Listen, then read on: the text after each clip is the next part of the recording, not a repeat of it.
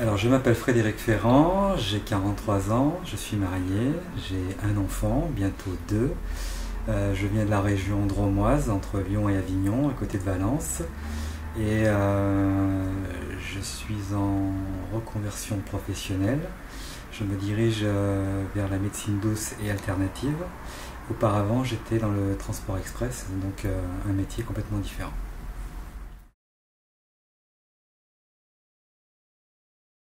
C'est un recueil de poésie qui contient un peu plus d'une quarantaine de poèmes. J'ai mis une quinzaine d'années à écrire ces poèmes. J'avais besoin de passer par cette étape-là pour fermer le livre de mon adolescence et de ma vie de jeune adulte.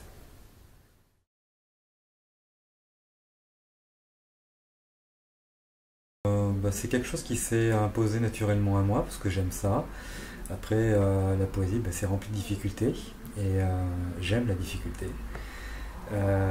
Ce sont des défis à relever pour trouver le bon vers, la bonne rime pour écrire.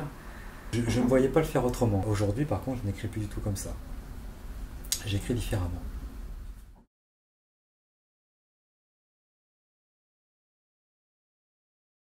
Des émotions telles que l'amour, la joie, le bonheur, mais également la tristesse et la colère.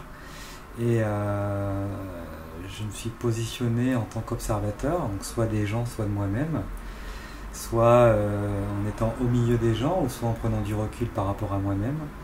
Et ces émotions que j'ai retranscrites sous forme de vers. La colère, c'est toutes les frustrations qu'on peut avoir quand on est adolescent ou jeune adulte et qu'on n'arrive pas à obtenir ce qu'on veut. Et que parfois ça se complique et ça peut nous mettre dans des situations très désagréables. Je vais chercher dans ma mémoire interne, alors soit construite pour l'imaginaire ou soit du souvenir, donc plutôt dans le côté mémoire, tout ce que j'ai pu ressentir ou tout ce que je pourrais imaginer. Et je pense notamment à un poème que j'ai écrit sur la naissance d'un enfant alors que je n'avais jamais été papa. J'ai simplement imaginé ce que ça pourrait faire.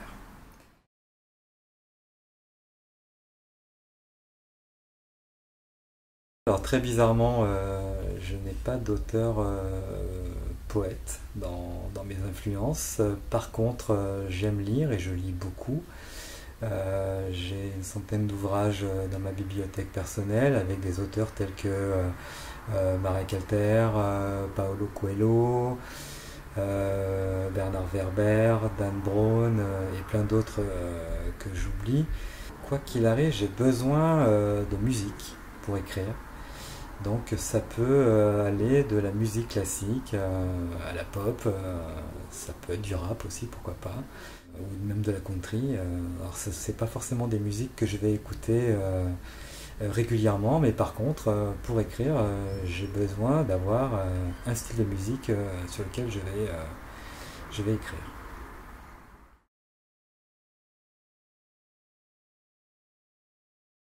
Alors, la poésie a été un exutoire pour moi parce que ça m'a permis d'évacuer toutes les émotions que je pouvais avoir à l'intérieur de moi et notamment les mauvaises émotions. Ça m'a permis de figer ça dans le temps et de m'en débarrasser et de passer à autre chose à ce moment-là.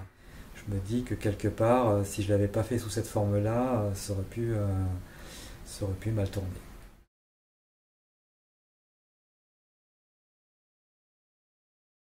Alors mes poèmes se sont adressés avant tout à moi-même puisque je n'avais pas forcément l'intention de publier au départ. Par la suite, quand l'idée de publier m'est venue, je me suis dit que ça pouvait s'adresser à des personnes qui avaient envie de partager un petit peu avec moi mon vécu, mon expérience, mes expériences, et qui peut-être pourraient se reconnaître à travers mes écrits et à travers les émotions que j'ai pu retranscrire.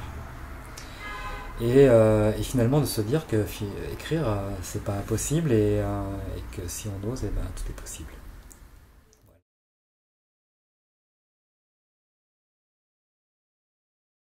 Alors mes projets pour l'avenir, ils sont multiples. Tout d'abord professionnels.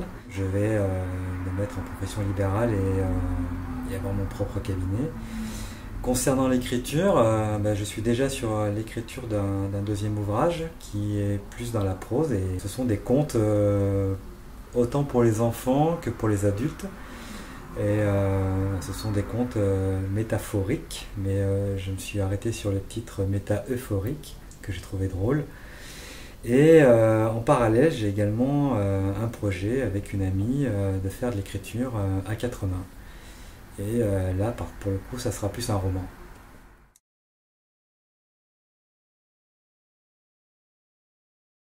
Je remercie toutes les personnes qui m'ont aidé et qui m'ont encouragé à publier, qui m'en ont donné l'idée. Et je remercie également les lecteurs qui ont acheté mon ouvrage et qui ont donné un avis sur celui-ci, des avis parfois tranchés et opposés. Et j'en profite également pour remercier les lecteurs de leur écoute, de leur lecture et donc de leur confiance à mon égard.